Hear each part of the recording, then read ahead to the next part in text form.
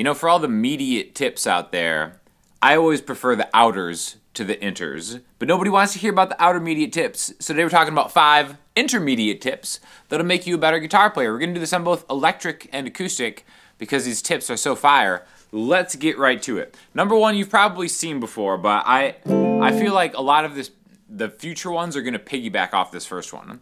It's the minor 7 hammer-on to replace any minor chord. Okay, so you've seen your old pals D minor and E minor, right? What about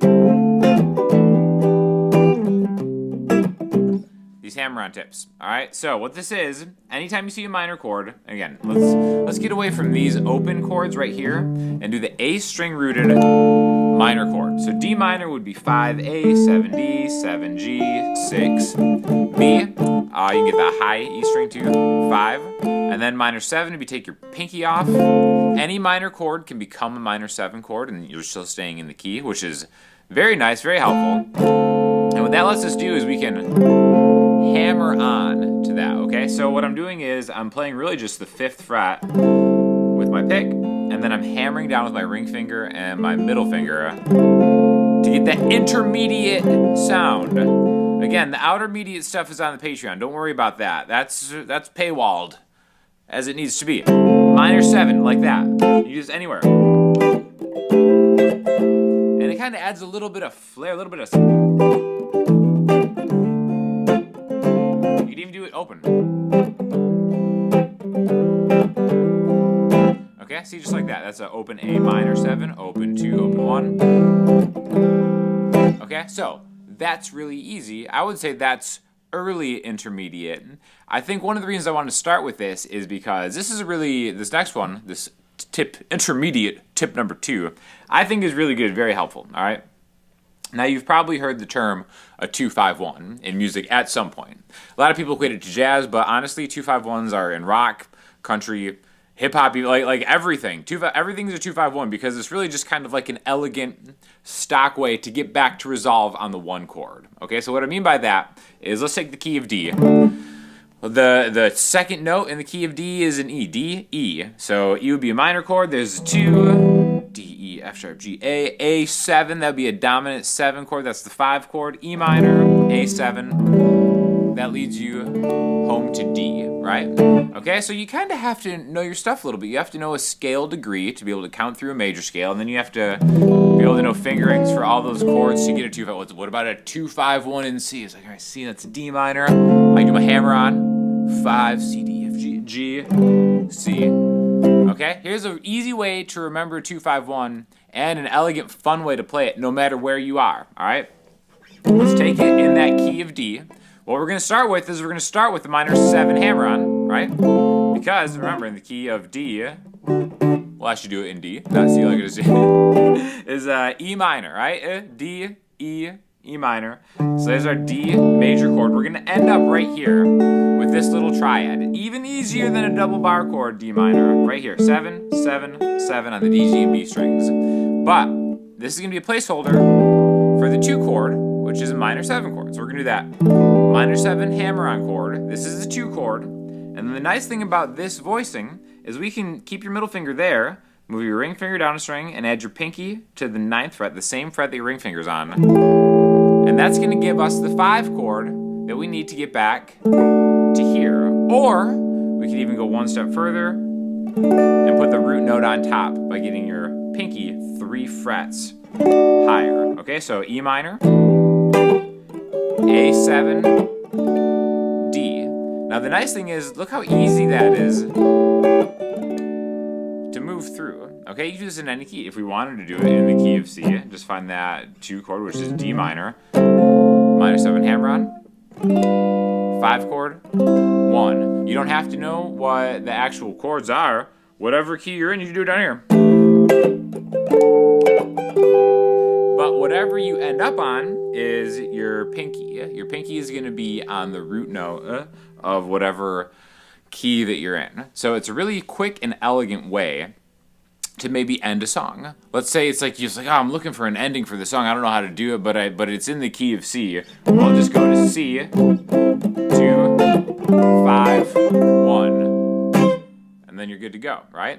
Now the next tip isn't intermediate, this is a beginner tip, is put Elixir strings on your guitars, guys. Come on, this video is sponsored by Elixir Strings. They don't just make acoustic strings, they also make excellent electric guitar strings for intermediate, intermediate, beginner, advanced players. I love Elixir strings. They last forever. They feel so good, just coated. Everything sounds better on Elixir strings. In fact, we're gonna do the next one on an acoustic guitar for the next tip. But yeah, get yourself some Elixir strings because they're a huge sponsor of mine. Even going into 2024, keeping it strong with the Elixir brand. Affiliate link is in the description. You won't regret it. But again, like I said, that's a beginner tip.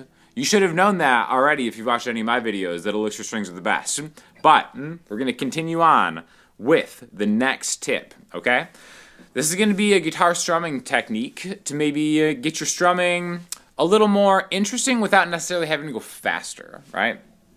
So what I mean by that, let's just do like a A minor strum. All right, we'll go 1, 2, and 3, and 1, 2, and 3, and. This is kind of like a faster pace, right? So it's like, what are you gonna do to go faster? You're gonna like. There's only so much tempo that you can add to a strumming pattern before it just becomes a little too much and a little too busy. So we're gonna add a little bit more flair using the chording fretting hand by doing hammer-ons in between the strums. Okay, what I mean by that is we're gonna go 1, 2, and 3, and 1, 2, and this is really just gonna be down, down, up with my right hand.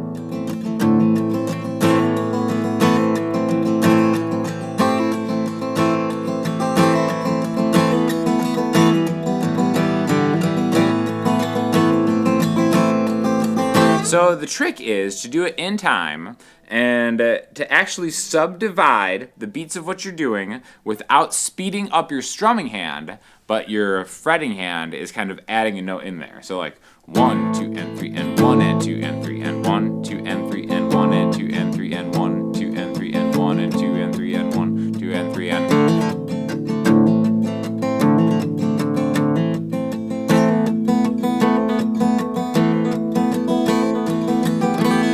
See how I'm doing that? It's like, instead of just getting, you know, like the and of 1, which could just be an upstroke.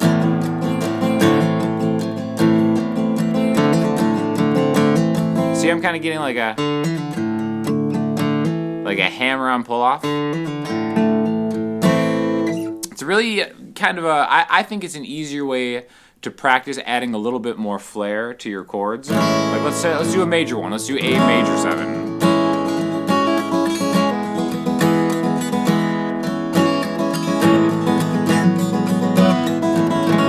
Like that, right? Where it seems like a lot more is going on, and all I'm doing is I'm just pulling off notes. So what I'm doing with this A major 7, open, 2D, 1G, 2B, I'm getting pull-offs descending through the string scale. So 2 to open with my pinky, 2 to open with my ring finger on the B string, 2 to 4, hammer on, middle finger to pinky on the D string, and then off. So again, this is just a strumming pattern, and then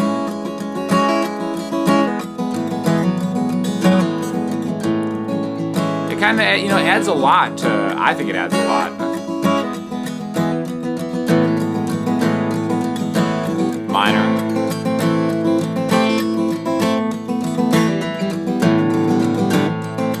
And again, you don't have to do it every time, but it's good to be able to kind of have those little inflections in between things. Just because it always kind of, you know, it adds a little bit of flair to it if you kind of feel stuck in the strumming pattern without necessarily having to change the strumming pattern up, because sometimes you're in the groove of like you're in the pocket, you're in that groove, but you want to do something else. Keep that right hand going, have that left hand, or you know, the inverse if you're left-handed, to add a little bit of spice and a little bit of flair to make those Elixir strings stand out on the guitar. The next one, this is a really easy tip. We're gonna keep it in A minor. This is something I would do live. You know, in my previous career, I would play just a bunch of, you know, acoustic duo, just gigs all the time, 3-4 hour sets, running through like 100 songs. Ending songs is always kind of like, all right, how do I end this? We already talked about how to end it with a 2-5-1. Anytime you're in a minor key, ending on a minor 6 chord is the way to do it because it adds so much drama to anything you're doing. Okay, so what I mean by that is let's go back to that A minor, E minor, C, and let's say we resolve it on A minor, right? It's just kind of like melancholy, maybe sad would be an intermediate way to explain that if you aren't well versed in fine adjectives like intermediate players are. C, A minor. I don't like the sound of that. What if I end this on an A minor 6 chord? Oh, there it is. I would really overuse this one all the time because for whatever reason it just seemed so funny because out of nowhere, especially if you're just using mostly triads for your entire song, and then you hit the audience with this one, oh, it's almost not fair, it's almost cruel. It's too bad what you're doing to these people. So here's the minor 6 chord voicing. It's actually a really easy one to play. Your root note is going to be your middle finger on the low E string. We're going to skip the A string. Again, for A minor 6, you can have it open, but movable shape-wise, we're skipping the A string. Pointer finger is going to be on the 4th fret of the D string, which is actually the 6th note in the major scale. Don't get me started on that. That's maybe a topic for another discussion. And then ring finger and pinky on the 5th fret of the G and the B string.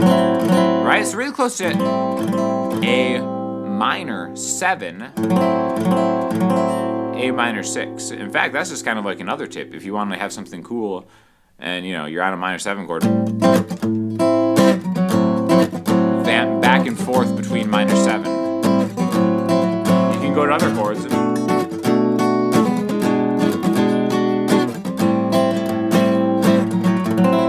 But it's a great way to kind of end something with suspense and flair and panache, which is what we're doing here anyway, right?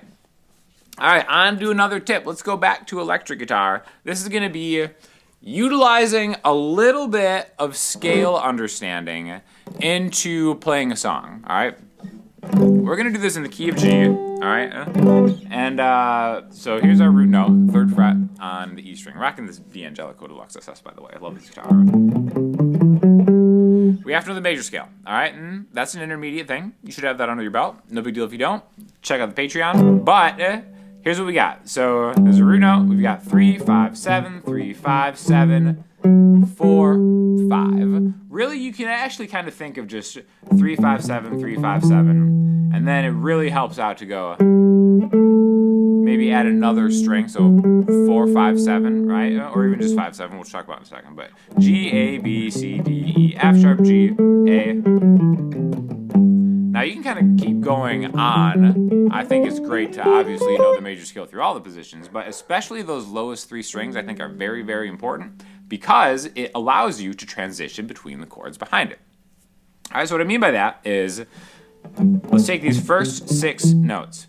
Let's put a chord on each of them. G major, A minor, B minor, C major, D major, E minor. Okay? So, all of these individual notes become different chords, right? Maybe you already know that. But we can think of just like the placeholders of these notes as transitional elements. So what I mean by that, let's take a 6, 5, 4 in this key. All right? We're just going to go. What I do in that first tip? Minor 7 hammer on, right? Oh, so good.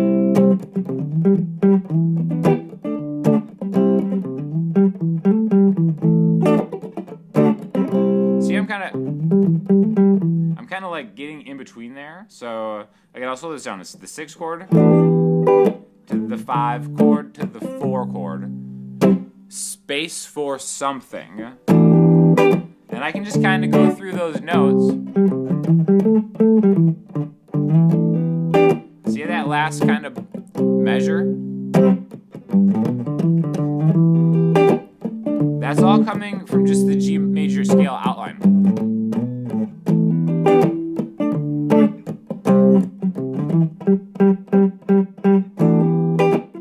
Always leave yourself space in a chord progression like this to kind of explore that space at the end of a measure.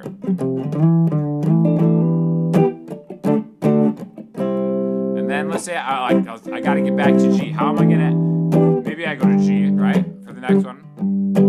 C, E minor, G. And then how am I going to end this? I want to resolve on G. What do I do? How do I find the 2, 5, 1? Oh my gosh, where's that G? There's that.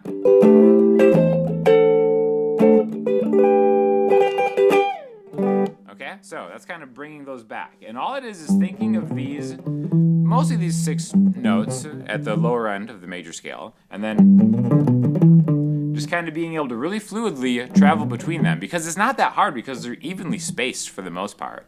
The only thing you have to worry about is maybe like when you get to the D string, that 4th fret, because again, it's super symmetrical.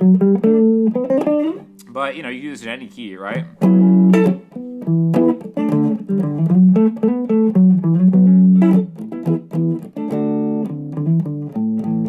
Okay, so this brings us to the last tip, and we're going to actually combine a few of these. I want to do pretty much the same thing, but we're also going to travel outside, and we're going to talk about arriving, maybe chromatically, just really thinking of the note before your target as being something that is always fair game to walk into the chord, even if it's not in the key, right? We're going to go back to that same example. See how I'm doing that? How it doesn't matter that, you know, here's my E note, 7th fret on the A string.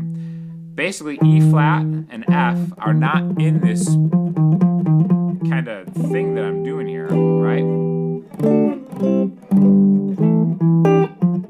But if I hit those notes right around my target, I can arrive there, and it'll sound like I know what I'm doing, because they're just right there. They're just passing tones that we could hit. So I'll start with the hammer on to the 5 chord, to the 4 chord, then through the scale.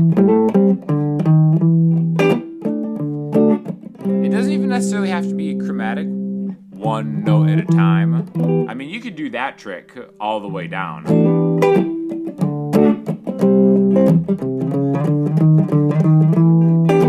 Right? As long as it's in time, it's going to work. But even if you're at a different target, you can still arrive before that note and it'll be fine, right? Like,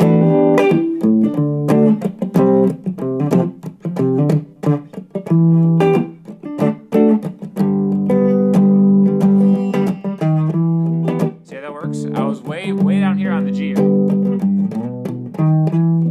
So you don't have to always walk it 1 note at a time. You can always kind of get back and into it.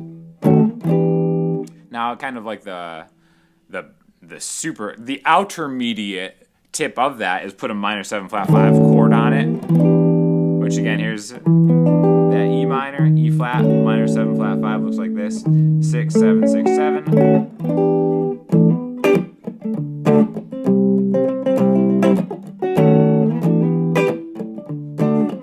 That's kind of a cool one, because that chord is definitely not in the key, but because it's right before as a passing chord into the home bass, you're good to go, right? So there's a 5 plus. Come on, definitely that was way more than 5 if we really break down all the intermediate tips. Like I said, thank you to Elixir Strings, both acoustic and electric. I really like the Polywebs on the electrics, and then the 80/20 bronze Nanowebs on the acoustics. Just my personal favorite, but they're all great. Let's check it out. Affiliate link in the description. If you have any questions or comments, send them in the comment section, Instagram, or the website. I'll talk to you all soon.